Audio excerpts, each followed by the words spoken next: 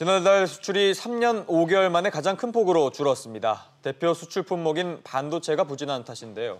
대외 수출 환경이 악화되고 있는 가운데 일본이 우리나라를 상대로 경제 보복에 나서겠다고의 우려가 더 커지고 있습니다. 김현우 기자와 함께 알아보겠습니다. 김 기자, 네. 먼저 우리 수출 상황부터 알아보죠. 지난달 수출이 얼마나 줄었습니까? 네, 지난달 수출은 1년 전보다 13.5% 줄어든 441억 8천만 달러였다고 산업부가 어제 발표했습니다. 이는 2016년 1월 19.6%가 줄어든 후 최대 감소폭인데요.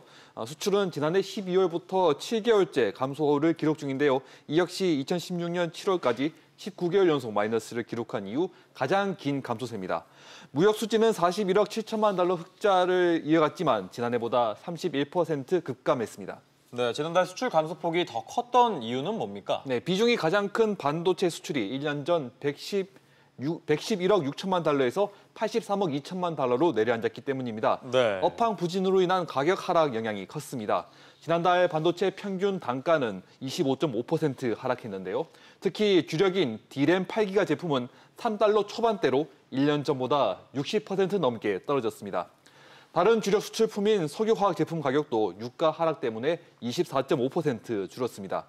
여기에다 미중 무역 분쟁으로 중국의 성장이 둔화되면서 중국 수출이 24.1% 감소했는데요. 중국 수출이 24% 넘게 줄어든 것은 2009년 5월 이후 10년 만입니다.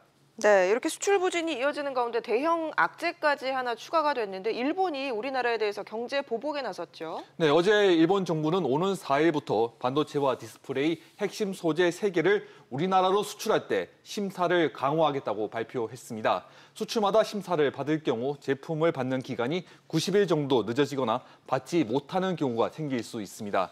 세계 소재는 플루오린 폴리이미드, 리지스트, 에칭가스인데요. 삼성전자, SK하이닉스 등이 반도체와 디스플레이를 만들 때 꼭 필요한 소재들이지만 대부분 일본에서 수입해 쓰고 있습니다. 또 일본 정부는 다음 달부터 우리나라를 화이트리스트에서 제외하는 것도 자국 기업의 의견을 듣고 검토 중인데요. 리스트에서 제외되면 모든 첨단 재료의 한국 수출은 정부 허가를 받아야 됩니다.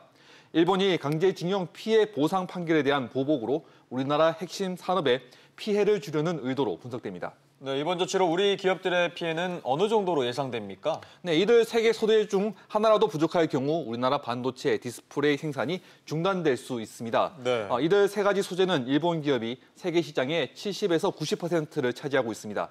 지난 5월까지 국내 기업의 반도체 소재 중 일본산 비중은 44에서 94% 정도입니다.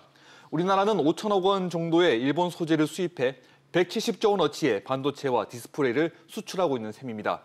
기업들이 소재 재고를 확보하고 있고 일본이 수출을 전면 금지한 것도 아니어서 당분간 생산 차질이 없을 것으로 예상됩니다. 네. 하지만 재고는 길어도 석 달 뒤면 소진될 것으로 보여 버틸 수 있는 시간은 얼마 되지 않습니다.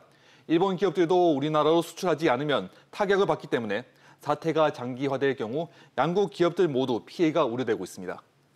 네. 우리나라는 일본에 어떻게 대응하기로 했나요? 네, 우리 정부는 세계무역기구 WTO 제소 등 가능한 모든 조치를 취하겠다고 강경한 방침을 밝혔습니다. 어제 성윤모 장관은 일본의 규제를 경제 보복으로 규정했습니다. 정부는 근거 없는 수출 제한은 WTO 협정에서 원칙적으로 금지하고 있다고 지적했습니다. 우리 기업들도 수입선 다변화 등 대책을 고심하고 있는데요. 하지만 WTO 제소는 시간이 오래 걸리는 등 실효성이 떨어져 발등에 불이 떨어졌다는 지적이 나오고 있습니다. 네, 알겠습니다. 김 기자 얘기 잘 들었습니다.